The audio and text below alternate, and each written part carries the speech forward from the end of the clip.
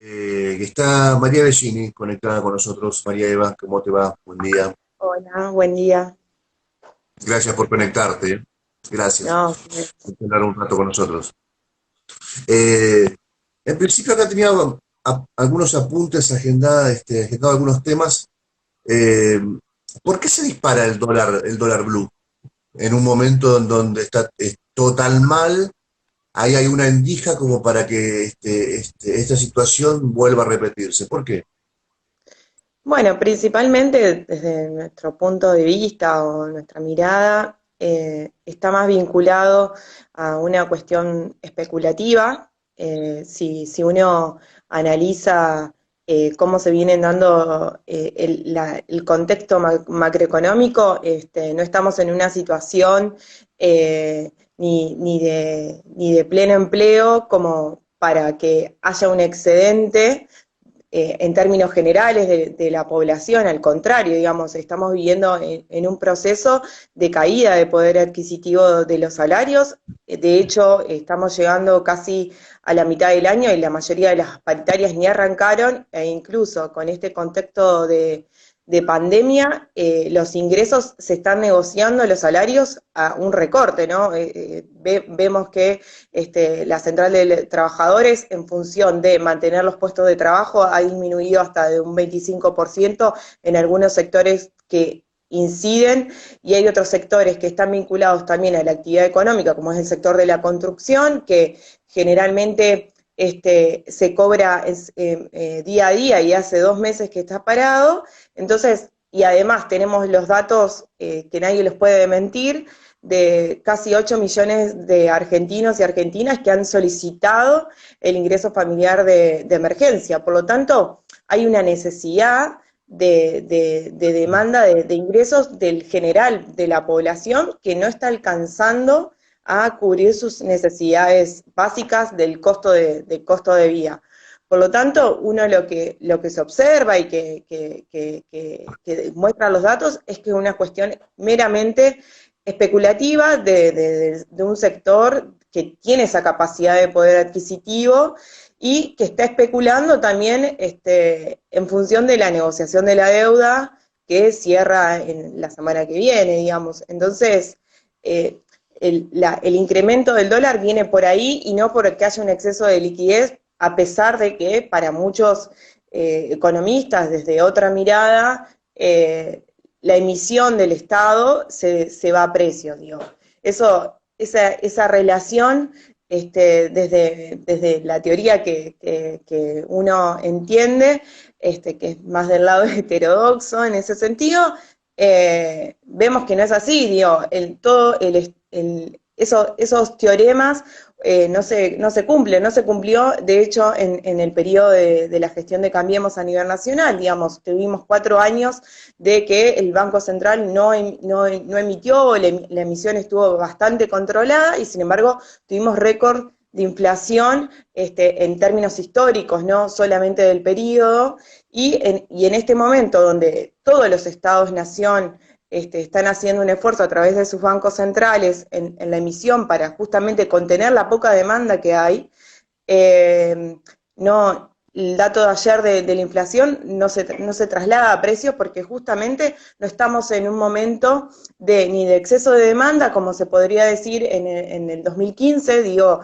había una demanda que los salarios todo el tiempo y los ingresos iban por encima de la inflación, entonces vos tenías un poder adquisitivo más o menos estable de la población y casi todos tenían un excedente donde podía irse al dólar. Hoy los grupos económicos que se van al dólar es un sector muy, muy reducido, digamos, porque si no, no hubieran los datos que nos están arrojando las mismas políticas, ¿no? Esto, vuelvo a repetir, 8 millones, que es casi un 30% de argentinos y argentinas pidiendo un ingreso familiar de emergencia que validado por AFIP, y se anotaron 11 millones, ¿no? Entonces, ahí hay un error de interpretación y quizás lo que sucedió al principio cuando el Estado Nacional liberó lo que tenía de encajes del Banco Central de los bancos y que no se transfirió directamente al sector empresario, sino que se utiliza como intermediario a las entidades financieras. Bueno, las entidades financieras en esa disposición que hubo como 3 semanas, que hasta que las empresas y por presión del sector empresarial, el sector productivo, que no podían acceder al crédito a la tasa del 24%, hasta que no se empezó a agilizar eso, bueno, tuvieron 3 semanas para especular con esa cantidad de dinero que se libró, que antes estaba en encaje, es decir, que no se estaba utilizando como reserva de los depósitos. Y también creo que para un sector de la población es importante empezar, que el Estado empiece a pensar instrumentos de ahorro del resto de la población que no sea la moneda extranjera, ¿no? Que los plazos fijos tengan un mínimo de rentabilidad y también buscar una línea crediticia para que el sector productivo tenga un acceso al crédito en términos subsidiados, pero también que haya un dispositivo de ahorro de la población para que no se vuelque a la moneda extranjera, como pasa y en este contexto particular de un sector específico, digamos. A su vez, el dato de ayer de la inflación, en este sentido, si bien bajó en términos generales y nos dio una senda de caída, hay que ver cómo se sigue comportando el resto del año, en alimentos y bebidas tuvimos el doble de inflación, digamos, un 3,5%. Si nosotros vamos a los sectores más gruesos y si nosotros miramos cómo fue nuestro gasto en estos 2 meses, la mayoría de nuestros gastos estuvieron vinculados a los alimentos y bebidas. Entonces, el gran porcentaje de la población, y ni hablar de los sectores populares, sus gastos se incrementaron en realidad en función de la proporción, a mayor ingreso, mayor mi disposición a gastar en alimentos y bebidas, digamos, tengo poco excedente para gastar en otras cosas. Mi inflación en realidad fue más cercana a ese 3 y piquito que al 1,5, digamos, ¿no? Es para de los sectores medios hacia arriba, está más vinculado a ese 1,5, y que a su vez alimentos y bebidas fuertemente estuvo empujado por el incremento de las verduras, si uno va al detalle del informe del INDEC, en un 11%, digo, eso también hay que empezar a trabajar, que bueno, muchas de las organizaciones campesinas y de la agricultura familiar laburan los mercados de cercanía, ¿no? Porque quizás ese 11% de incremento, que es estacional, claramente, porque con las verduras pasa eso, está más vinculado a los costos de logística y demás, que además del clima, que quizás que en este momento de la pandemia estuvieron influenciados por eso, hay que ver cómo se comporta el mes que viene. Pero nada, es un gran indicio ese indicador, que lo que se necesita es seguir controlando precios, que digo, a nivel nacional se hicieron las facultades para que los gobiernos locales también lo hagan, digo, es muy importante porque está más vinculado a la inflación real que tenemos nosotros, los sectores medios, y ni hablar los populares, porque nuestros gastos están dedicados enteramente a ese tipo de productos. Y también se ve en el informe de inflación que cuán importante es congelar las tarifas y cuán importante fue impedir el incremento de las tarifas de los costos de telefonía. En ese sector la inflación decreció un 4% y es muy importante para mantener el ritmo. Entonces, no hay una justificación para determinados sectores, también los alimentos, digo, tenés las tarifas controladas, ¿no? El acceso que es importante en términos de costos, porque nosotros vimos los 4 años anteriores que parte de cómo se modificó la estructura de costos al tener las tarifas dolarizadas, ¿no? Entonces, eso está totalmente controlado. Entonces, bueno, ahí hay un problema de que generalmente no son los productores, en la cadena de comercialización de los alimentos y las bebidas, quién se queda con ese excedente. Entonces, lo que siempre decimos desde una mirada más heterodoxa, que la inflación está vinculada a una cuestión de la puja distributiva. los sectores que están haciendo correr el dólar paralelo están más vinculados a generar todo el tiempo mayores ganancias a costa del resto de la sociedad, y en los sectores, por ejemplo, de la alimentación, también se da esa situación. Eso es por A lo ver, menos lo que yo veo con esta temática. te hago una pregunta como enterado, no como un ignorante o un neófito, como un enterado de cómo más o menos cómo funciona la economía en términos del trazo grueso. Pero explícame, ¿tenés un tiempo, digamos, para charlar este Sí. tema ahora? Bueno, explícame, sin nombres propios, si no querés, quiénes son los sectores que aprovechan el río revuelto para poner un dólar blue o vender un dólar blue en la pizarra de cualquier cueva a 115 pesos, 120, si el mercado está totalmente desinflado, como explicaba recién. ¿Eso es la oportunidad de hacer un negocio ahí económico o es más una señal hacia alguien o ambas cosas? Creo que es ambas cosas y está muy vinculado a los sectores que justamente tienen la capacidad, digamos, si uno ve qué sectores ganaron, fueron beneficiados los últimos 4 años, y los sectores que siguieron produciendo en estos últimos 2 meses, digo, hay un sector que se vio favorecido porque todo el consumo se volcó ahí. Uno de ellos, el sector de alimentos, eh, el sector financiero, sin dudas, el primero. Farmacéutico, el sector farmacéutico, Exacto, hay un los montón de laboratorios. sectores que en realidad el gran problema de nuestra estructura productiva en Argentina, y que creo que es una de las materias pendientes de los estados y los gobiernos en sí, digamos, es cómo se modifica y nosotros tenemos una estructura totalmente oligopólica, está totalmente concentrada, digamos, ¿no? Si uno se pone a ver en los productores de alimentos cuáles son, y hay 10 empresas que producen casi todos los alimentos que nosotros consumimos.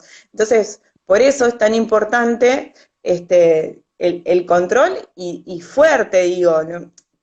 Porque O apelar a sea, veces a. funciona como un cártel. Ciertas estructuras económicas funcionan como cartelizadamente. Exactamente. Entonces, bueno, son los que tienen presión de grupo de poder, porque si no, nosotros no veríamos la otra contrapartida de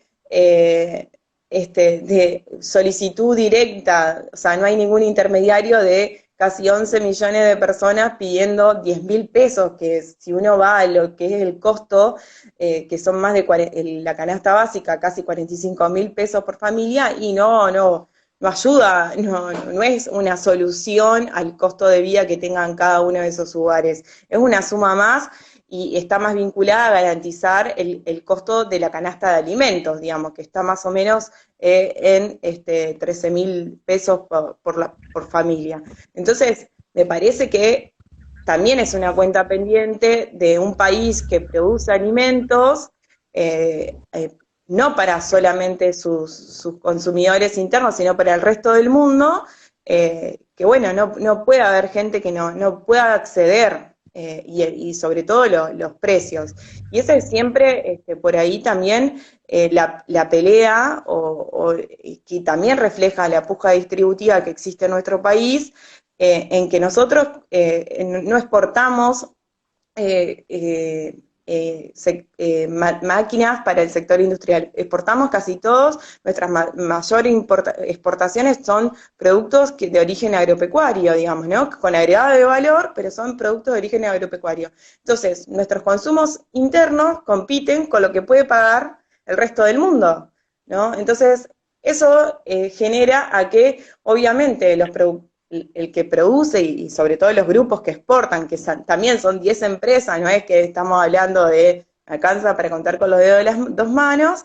Entonces nosotros competimos con el consumo del resto del mundo, la disposición a pagar del resto del mundo, que es mayor, digamos. Entonces, siempre en busca de la rentabilidad de esos sectores, porque los alimentos para ellos son mercancía, digamos, no están pensando, no, con esto le voy a dar a de comer a tanta. no, son mercancías, entonces en ese sentido siempre prefieren exportar cuando los precios incrementan, obviamente que internacionales prefieren exportar, y también cuando se empuja la devaluación, a su vez, como son precios aceptantes, porque ninguno de los sectores exportadores de nuestro país es el que pone el precio internacional a nivel internacional, entonces son precios aceptantes. Entonces, una forma de yo ganar rentabilidad cuando disminuye el precio internacional es presionando la devaluación, ¿no? Entonces, con el empobrecimiento del resto del país, que tenemos ingresos fijos y no varían en función del dólar, ¿no? Nuestra forma de actualizar nuestros ingresos es la paritaria, digamos, es ese ámbito democrático y de derechos y de conquista de derechos. Entonces me parece que ese es un poco los grupos de poder que hoy están presionando con intenciones que son políticas y generalmente siempre son económicas, digamos, no es el objetivo de esos grupos, ¿no? Que es muy distinto al productor de, no sé, 250 hectáreas, que nada, labura todos los días como el resto que salimos a laburar, y lo que hace es producir y tener un ingreso para ir viviendo y reproducir su vida. Son totalmente distintas los objetivos de esos grupos, digamos, ¿no?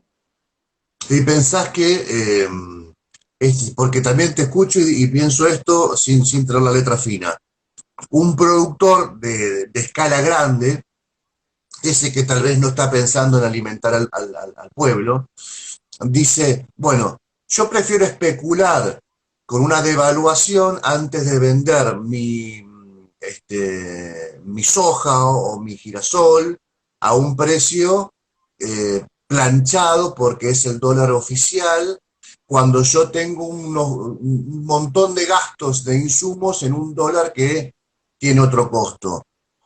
¿Quién debe regular, digamos, esa tensión entre tal vez algo que puede resultar legítimo, aunque no nos guste, esta mirada del productor, esta mirada del otro lado del espejo, como vos planteás, ortodoxa, respecto a la necesidad de tener un dólar que sea competitivo, que, digamos, termine beneficiando al gran pool, pero también termine beneficiando al consumo interno con otros costos, porque obviamente no puedo pagar un producto con valor agregado o con un mínimo valor agregado a un precio internacional porque tengo el mercado planchado hacia adentro.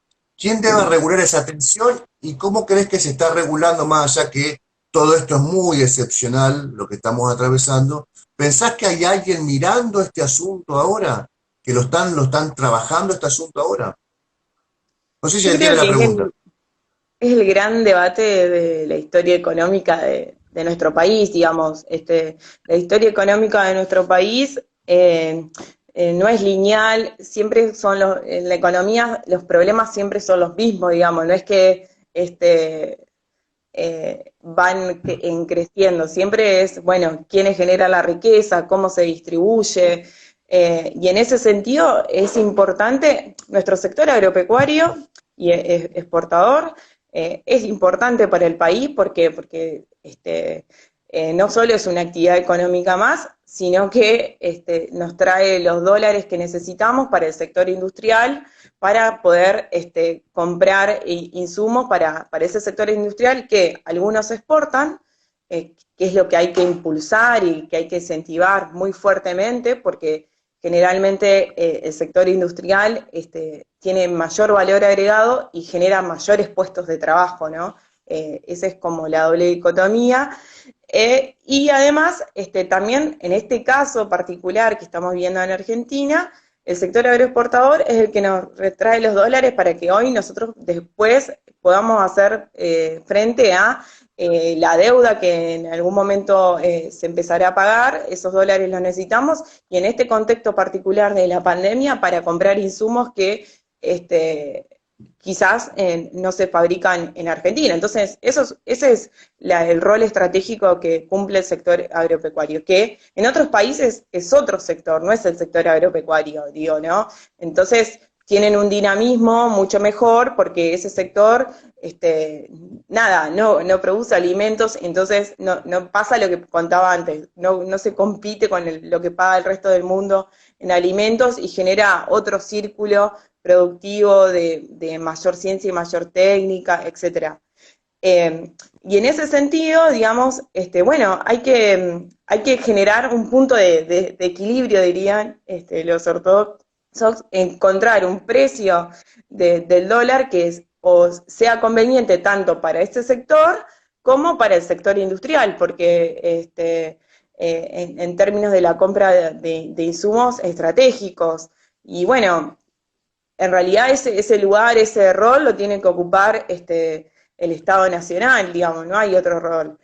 Antes del menemismo, digamos, también existían lo que eran las distintas juntas de los sectores productivos y eso beneficiaba generalmente al pequeño productor, porque le garantizaba un precio, como vos decís, básico, y donde no iba a pérdida, seguro que no iba a pérdida. Entonces, hoy pensar, creo, en juntas nacionales, a uno le gustaría en ese sentido, pero hay que ver cómo la ayornamos al siglo XXI, ¿no? Donde hay otros actores justamente mucho más poderosos, porque son 10 empresas que son las exportadoras en nuestro país, donde una sola es cooperativa, que es ACA. Entonces, eso es el Estado peleando contra 9 corporaciones internacionales, en ese Sí, sentido. igualmente uno piensa, sin tener una mirada para nada, digamos, cuestionable desde el punto de vista, está hablando desde un lugar medio bandeado. Fíjate Vicentín. Vicentín, un gran monstruo de la exportación, un ejemplo del monopolio del biocombustible, un ejemplo de cómo captar al pequeño productor, comprar granos al precio a un precio que el productor proponía, dedicarlo básicamente a la molienda para exportarlo luego, representándolo así como el 20% del volumen de la soja que se producía a nivel país, a nivel país. Bueno, ese gigante resultó ser un blef con pies de barro que tuvo lo que ellos denominaron primero un estrés financiero y después un salvataje de la nación, del Banco Nación, por 18.000 millones de pesos. Bueno, ese modelo también ha fracasado, digamos. Está bien, hay que se puede ayornar la estatización al siglo XXI, pero el modelo privado ha tenido un actor fundamental dentro del sistema que resultó ser un bochorno, un blef, que se cayó estrepitosamente, dejando un tendal de gente en el camino, de productores en el camino, ni que ver de personas que están reclamando ahora. Digo, tampoco la parte privada está dando el ejemplo de que son, el mejor sistema para exportar es ese. No, lo que sucede en los ámbitos privados y los grandes monstruos, como en este ejemplo era Vicentina en nuestra economía, es que justamente desde del 70 en adelante, la forma de generar ingresos y de ganancia y de rentabilidad en los sectores que eran productivos es a través del mercado financiero, ¿no? Juego a la ruleta y es la forma de multiplicar mucho más rápido la riqueza. Entonces hay una desconexión de lo que es la economía real, que es la producción, con el mercado financiero, que también, digo, son poquitos actores. Entonces, y en Vicentín hay que ver, yo no he investigado el tema, ni mucho menos, ver los intereses que tenían las socias que son extranjeras, digo, ¿no? En esa administración fraudulenta, porque justamente como decís, el negocio no te podía salir mal y te salió mal, digo, ahí hay algo que o se hizo a propósito para en términos extranjeros comprarla a un precio mucho más barato a la empresa y perjudicando a la soberanía, digamos, en términos económicos, que se suma a la extranjerización de nuestra economía, que no es de ahora, viene de hace mucho tiempo y se sigue profundizando. Entonces, me parece que, y sí, yo creo que en ese sentido Vicentín puede ser una oportunidad para el Estado Nacional de formar parte de esa empresa y empezar a tener como lugares de reflejo de los precios, de la estructura de costos, de eso, digo, como un semáforo en cómo, y como lo empezó a tener con YPF, digo, con la estatización. En ese sentido, me parecen oportunidades importantes que, bueno, están en manos de esa negociación, digo, en vez de que nos paguen el préstamo que le dio el Banco Nación, ser parte accionaria con esa deuda de Vicentín y el Estado Nacional. Digo, me parece que sería muy interesante esa reestructuración de esa empresa, porque es estratégica, digo, no hay, digo, y produce aceite que usamos nosotros para poner en la ensalada, digo, no hay precio más de referencia, digo, para justamente empezar a ver y que los precios de los alimentos en Argentina dejen de ser, y su acceso al consumo deje de ser un lujo, digo, Sí, sí. porque es eso lo que hace mucho tiempo viene sucediendo en Argentina hoy. Comer las 4 comidas diarias, los que lo podemos hacer, tenemos que sentirnos privilegiados y comida con calidad, ¿no? Entonces, me parece que es un interesante, podría ser una interesante experiencia, digamos, de que la participación del Estado ahí, pero bueno, es la La, la- decisión. la u- la última, María Eva, eh, uno, yo observo, porque uno no dice uno o la gente, en realidad es la mirada muy personal. El periodismo suele caer en la tentación de decir la gente dice en la calle, en realidad es lo que uno está pensando y no se anima a decir. Sí, Yo observo que hay una gran rectoría nacional respecto a muchos temas en la pandemia, ¿no? En esta gestión sociales, económicas, en materia de seguridad, en materia judicial. De hecho, están suspendidos los despidos hasta el 29 de mayo y creo que va a haber una prórroga más por 60 días. Digamos, hay alguien o hay muchos pensando en el corto plazo, evidentemente, porque esto no se puede pensar a, no sé, a 10 años, pero alguien está pensando en el corto plazo con medidas realmente importantes. En las provincias, y concretamente la provincia de Santa Fe, lo que no observo es esa impronta. Digo, hay una gestión de la pandemia, pero sin acompasarla con otras medidas que tengan que ver con lo social, con lo económico, con lo judicial. Yo sé que tu palo es el económico. ¿Vos estás observando también una situación de, bueno, acompaño este proceso porque no me queda otra, o ves que hay una situación más de creatividad de, bueno, incorporar otros asuntos, además de lo que me baja la nación en términos de rectoría, sobre todo la gestión provincial de Perón? yo creo que se está haciendo en la medida que también las finanzas y las herramientas de las provincias se tienen. Digo, las provincias, eh, una cosa es la posibilidad que pueda hacer la estructura del ANSES, digo, es un monstruo nacional que gracias a Dios no siguió la ruleta del fondo de pensiones después de la crisis del 2009 a nivel internacional y se recuperó para todos los argentinos y las argentinas y es una fuerte lugar donde se pueden hacer muchísimas políticas públicas, donde no se desfinancia al Estado, digamos, es un ámbito estratégico y que ninguna de las provincias en Argentina tiene esa espalda, digamos, financiera. La mayoría de las provincias están viendo la caída, en función de la caída de la actividad, digamos, y la profundización, sus finanzas, entonces dependen casi todas, y ni hablar de los gobiernos locales, ¿no? Los gobiernos locales también tienen poco margen de accionar. Entonces, en esta situación particular de la pandemia, cobran mucho valor los Estados-Nación, digamos, y todo con ello los instrumentos que tiene el Estado-Nación.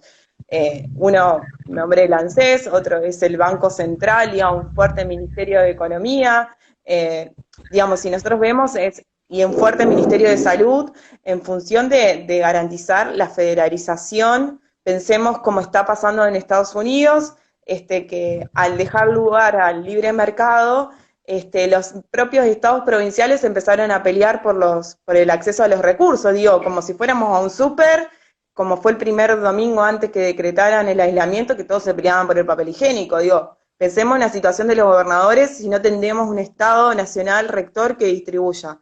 Entonces me parece que no es que no son tan activos los estados provinciales, sino que recobran una fuerte importancia los estados-nación en este momento, porque son los que tienen los instrumentos de política económica y monetaria para incidir y llegar directo, digamos. Los estados provinciales en ese sentido pueden hacer poco, pero sin embargo están haciendo, digo, las tarifas de la luz se han mantenido congeladas, en eso que, digo, para el sector productivo es sumamente importante, en los gobiernos locales en el costo del boleto del colectivo, pero más que ahora estamos con este tema del pago de salarios.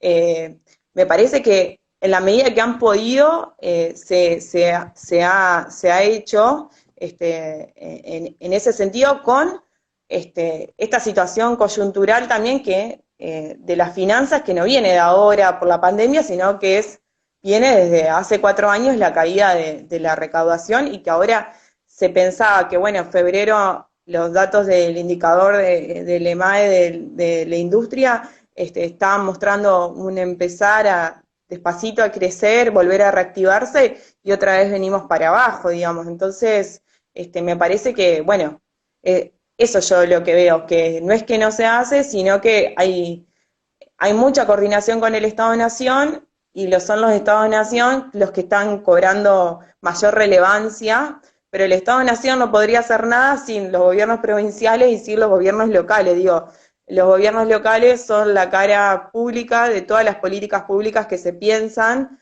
y son la llegada de la gente. Entonces, y en el sector de la salud, los hospitales después de los 90 son todos provinciales, o en algunos casos municipales. Entonces, ahí el Estado-Nación trabajando con las provincias, si no, sería imposible poder dar respuesta a la población, pero sin dudas que como todas las decisiones se han centralizado, que se puede percibir lo que vos percibís, pero creo que está explicado, o por lo menos mi punto de vista, desde este sentido, digamos, y que la verdad que es importante porque necesitas un eje ordenador en esta situación particular, y un criterio común para todos, para que no pase lo que han pasado en otros países, digamos, ¿no?